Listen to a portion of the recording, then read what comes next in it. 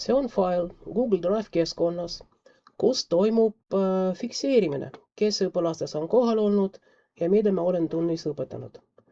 Kursuse arvutiedu.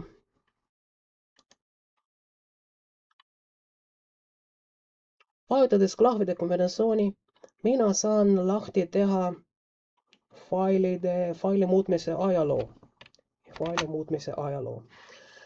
Kui mina teen lahti 20. kuupäeva faili, siis näiteks kell 12.37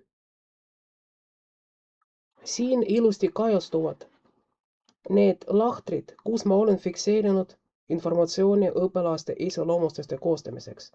Need veerud ongi alates J kuni Q. Samuti nendesse veergudesse mina panen informatsiooni, mis arvutis õpilane teeb tööd. Seda mul on vaja tehnilisel eesmärgil. Kui mina vaatan 20. kuupäeva kell 14.39, siis need veergud ikkagi olemas. Kui ma teen lahti 15.39, siis ikkagi olemas. Seda ma näen selle tõttu, et viimane veerg, kus on arvestatud, mitte arvestatud, see on veerg BB. Täpselt nii nagu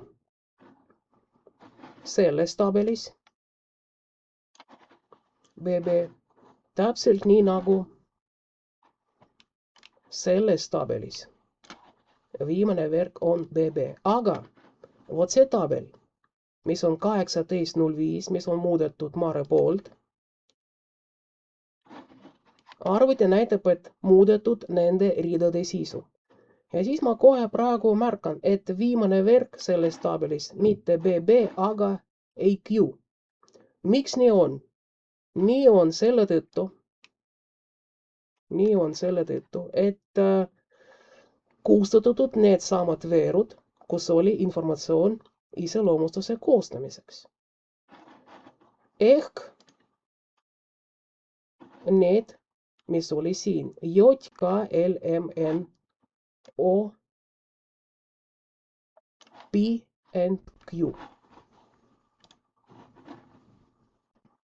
Nüüd vaadake, siin selles tabelis JKLMNO, P and Q, need on juba kuupäevad. See tähendab, et need veerud, kus oli informatsioon õpilaste iseloomustuste koostamiseks, need veergud on ära kustutatud.